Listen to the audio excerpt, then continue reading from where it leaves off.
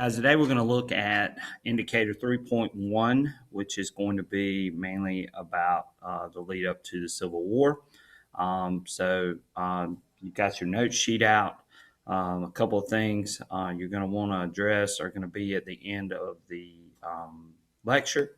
So look out for some questions at the end and make sure that you answer those questions on your note sheet. So what's going to be the main objective of this lesson? The main objective is going to be how the events of the 1840s and 1830s and 1850s led up to the Civil War. And with that, we're going to start looking at this lesson.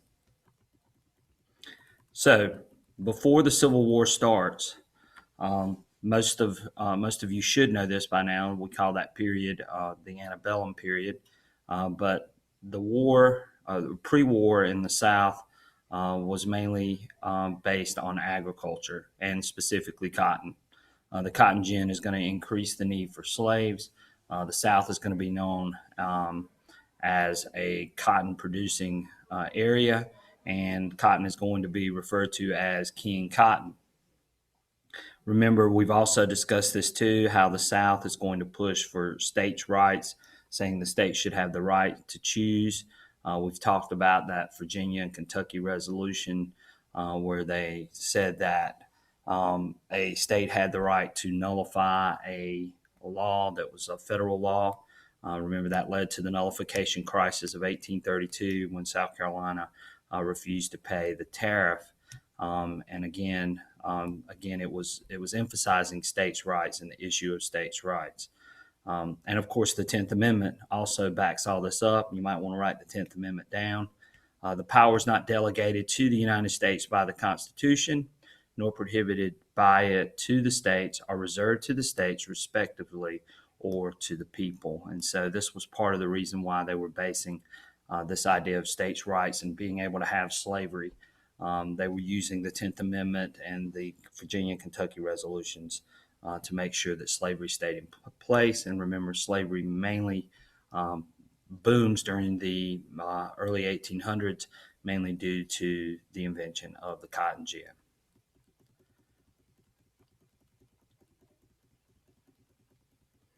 Like we discussed in a previous lesson, we talked about sectionalism, how people started to identify themselves with a region rather than with the United States as a whole. And of course, as the West opened up, the idea of slavery being spread westward was going to be a problem because remember that every time you added a state, you had to add either a free state or slave state together. So you had to have two states you were adding at the same time. They didn't want to upset that balance. And then, of course, this would upset the balance in the Senate, where, again, every state had two representatives. You would give someone an advantage if you added a free state and not a slave state, or a slave state and not a free state. So 3 compromises were passed to try to deal with this problem of free states and slave states. The first one we've already discussed, which was the Missouri Compromise in 1820. Remember, the Missouri Compromise said that since Missouri was going to be added as a state, that Maine could come in as a free state, Missouri would be a slave state.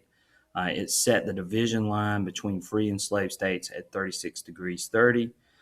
This was the new dividing line. Above that line would be free, below that line would be slave. Also part of this was the Wilmot Proviso, which happened in 1846, saying that all the land that was gained from Mexico would be free soil, meaning they would be free states. This passed in the House of Representatives, but failed in the Senate. So the Mexican cession land, or the land that was added from Mexico after the Mexican-American War, or during the Mexican-American War, would be free soil, but it did not pass. Compromise of 1850 comes along. California would be admitted as a free state, but there was a little twist on this compromise, saying that all the other states that came in afterwards would have the right to vote, and this is called popular sovereignty. Please make sure that you write that down and you know what it is. The Fugitive Slave Law was also passed during this period, saying that runaway slaves could be captured by their owners even if they went north or if they went to a free state, and they could be brought back to the South and to their owners. And then the other thing that happened during this period was the outlaw of sale of slaves in Washington, D.C. So even though Washington's sort of in the southern region, they outlawed the sale of slaves in D.C. So they decided that they were going to follow the free state idea and get rid of slavery altogether. Kansas and Nebraska Act happens in 1854. Land was opened to the north of 3630, and they allowed them to vote on slavery, which is popular sovereignty. This meant that the Missouri Compromise had been overturned. So they were allowing people to vote in the Kansas and Nebraska territory, and this went against the Missouri Compromise. You saw pro-slavery and anti-slavery supporters flood into Kansas. This leads to a lot of violence. This makes Kansas become known as Bleeding Kansas. The abolitionist movement would begin to grow as we got closer and closer to the start of the Civil War. Of course, abolition is a push to end slavery. At first, and it wasn't very successful, but eventually it starts to grow. One of the main ideas during this abolitionist movement was the Underground Railroad. It was a network of trails and paths that runaway slaves could take through the South to escape to the North with the help of abolitionists. Remember, too, that most Northerners weren't abolitionists, and they thought that just because slavery was in the South and they didn't maybe agree with it in the North, they weren't against slavery altogether. The Underground Railroad, although it's very well known, was not very successful. Some famous abolitionists that you need to know, of course, are Frederick Douglass. He was an escaped slave. He made himself self-educated. He wrote a biography about his life as a slave and his escape from slavery. William Lloyd Garrison wrote a newspaper known as The Liberator. It was an anti-slavery newspaper. It was banned in the South.